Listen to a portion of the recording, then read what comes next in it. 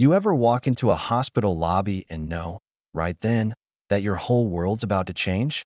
That was me, clutching this cheap folder with Harper's medical records so hard my knuckles went white, my brain buzzing with numbers I couldn't pay and questions I wasn't ready to answer.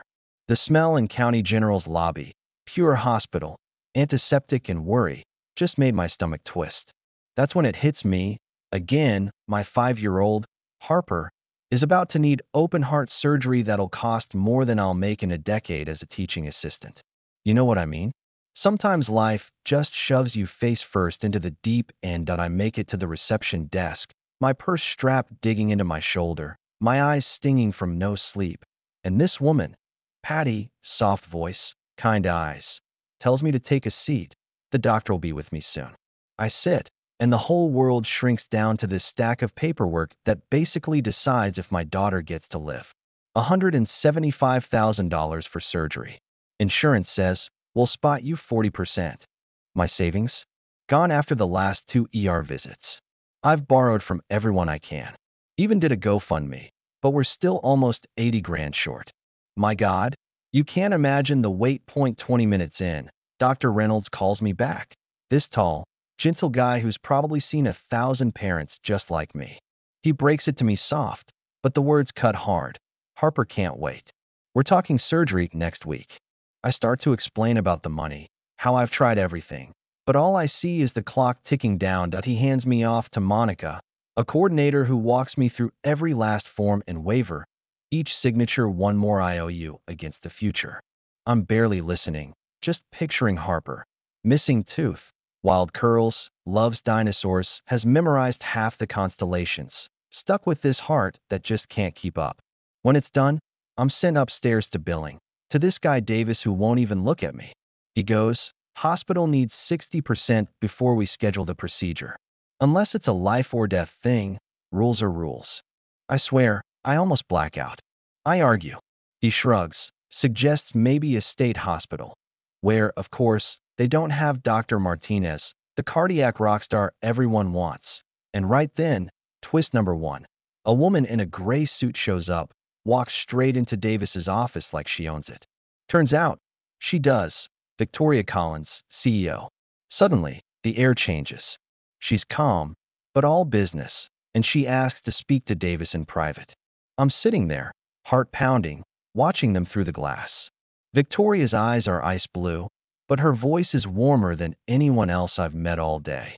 She tells me she's heard about Harper, that no, we're not alone, that she's making an exception and my daughter's surgery will go forward. Money or no money, that I want to believe her, but it sounds too good, too sudden. She invites me up to her office. Nothing like the rest of the hospital, big windows, flowers, feels almost safe. Over coffee, she explains, county's rolling out a new initiative for kids with critical heart conditions. It's new, sure, but Harper will be one of the first. All she asks, let them document Harper's journey. Not for exploitation, she says, just so we can help more families. How could I say no? But in my gut, something feels off. Why Harper? Why me? She dodges the question, says she reviews certain cases herself, personal interest in pediatric cardiac care. There's more to it, but I'm too grateful to push. The days before surgery pass in a blur. Appointments, calls, prepping Harper's favorite dinosaur socks. Then, the night before, Victoria herself calls to check on us. Again, so personal, and I can't help but wonder, what's her angle? Morning of, I'm a mess, Harper's all energy and questions, doctors, dinosaur socks. Will Rexy the plush be allowed in the OR? When we arrive, Victoria's there, no suit, just a soft blue blouse, looking like someone's favorite aunt instead of a hospital CEO. She's arranged for us to wait somewhere private. The staff is suddenly extra gentle. Dr. Martinez herself comes to meet Harper, kneeling down, making promises in plain language. Harper, brave as ever, just asks if her heart will be super now, when they will her back. I break, I'll admit it. Victoria waits with me. Hours pass, coffee and pastries appear. She stays, she listens, shares bits of herself. We start talking, and it gets weirdly real. I notice, for the first time, how much Victoria's eyes look like Harper's. She tells me about her own daughter, Charlotte, who died because the family couldn't pay for surgery 20 years ago, before Victoria became who she is now. Suddenly it clicks. All of it. This isn't about PR. This is about a mother who lost a child and swore she'd move mountains so no one else would have to point 5 hours later. Dr. Martinez comes in. All smiles. Surgery is success. Victoria is right there, steady hand at my elbow.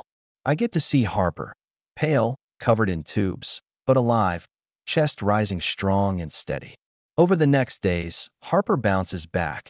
Dinosaurs, space stickers, a custom heart plush stitch to match her scar, all gifts from Victoria. By discharge, there's a Heart Hero certificate, a crowd of nurses and doctors. Victoria hugging Harper and promising to check in. She's not just a CEO. She's family. Now here's where it gets complicated. The board approved funding for the initiative. Everything covered. Counseling, lost wages, support for as long as we need. Victoria frames it as honoring Charlotte. But I know it's more. She's still fighting the old battle, just for 100 other kids. And now, because I let them tell our story, 1,000 more kids like Harper might get the shot Charlotte never had. You want to know what justice looks like? Sometimes it's just one mom's promise turning into a second chance for somebody else's child. As we leave the hospital, sunlight pouring down, Harper's reading her heart book in the back seat, telling me her super heart says we're not alone anymore. And I believe her. Victoria's standing in the doorway, one hand raised, a promise hanging in the air that this, right here, this is how you change the world. Or at least one little corner of it. What do you think? Was it right for Victoria to bend the rules? Should hospitals have to choose who gets help first? Or is there always a way to make room for one more? Drop your thoughts below. Let's hear your stories about hope, heartbreak, and what you'd do if it was your kid on that table. Let me back up a sec, because life after that surgery, well, it doesn't just snap back to normal, not even close. If anything, things got stranger, more raw. The story people want is the happy ending, the miracle moment where a sick kid gets a second chance. But what nobody tells you is what it's like when you go home. When you're left with a fragile, stitched-up little girl who thinks her dinosaur socks made the doctors work faster and you, the parent, suddenly find your days are quieter, but your head is louder than ever. That we left County General with a folder full of appointments, a list of new meds, and a stack of paperwork that would make a lawyer sweat. Harper was a champ, still is. Though the car ride home, she just stared out the window, clutching her plush heart and that Charlotte book Victoria gave her. I kept glancing back, half expecting her to burst into tears or ask why the world's so unfair. Instead, she just whispered, "Mommy, do you think Charlotte's heart is watching over me?" And I'll tell you, right then, I almost had to pull the car over. How do you explain to a 5-year-old that sometimes the world breaks one person so it can fix another? Recovery was a marathon. The hospital sent a social worker, Ms. Tanya, who practically became family, stopping by twice a week, helping with bills, insurance forms, and sometimes just making tea and letting me breathe for a minute. Victoria kept her word, too. She called, sent books, checked in like clockwork. At first, I wondered if she'd fade away now that our part of the story was done. But she didn't. If anything, she became more involved, inviting us to a small gathering for the Cardiac Care Initiative launch. Turns out, Harper really was the program's first public success story. That event was a turning point. The hospital put together this video, Harper reading from her heart book, Victoria sharing Charlotte's story for the first time in public. I was nervous as hell, standing in front of a crowd, but when I saw the other families, kids with scars just like Harper's, it felt like, for the first time, we weren't alone in this. People cried. People clapped.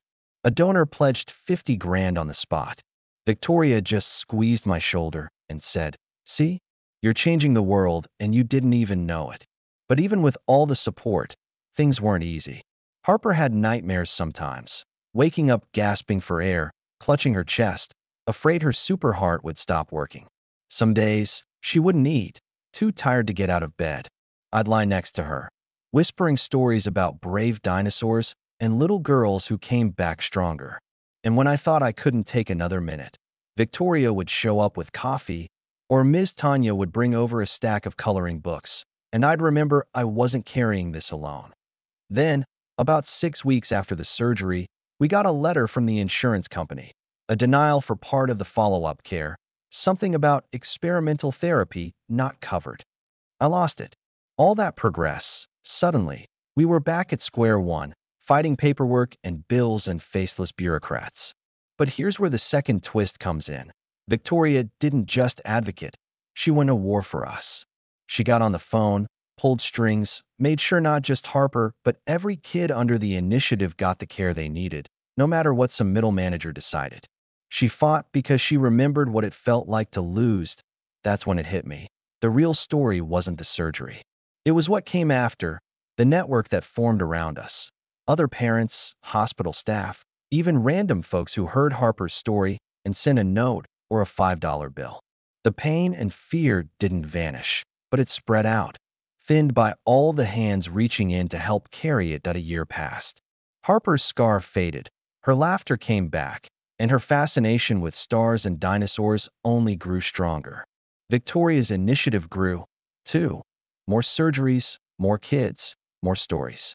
Sometimes I'd see her in the hospital hallway, head down, determined, but if she caught my eye, she always smiled, always asked about Harper. She never stopped grieving Charlotte, but you could tell, helping others became her way through the darkness. Now, whenever someone asks me how we made it, I say, it took a village, and a CEO who refused to quit. But here's the thing, there's always another family just starting this journey. Another mom or dad staring at an impossible bill, another kid clutching a stuffed animal and hoping someone will fight for them. So yeah, we got our miracle, but it didn't end with us. If anything, it lit a fuse, and maybe that's what we're supposed to do. Take the luck, the grace, the second chances, and pay them forward, one stubborn act of kindness at a time. What about you? If you were in Victoria's shoes, would you bend the rules, break them, or build new ones from scratch? And if you've ever had a moment where a stranger saved your family, tell us about it. Who knows whose life it might change next?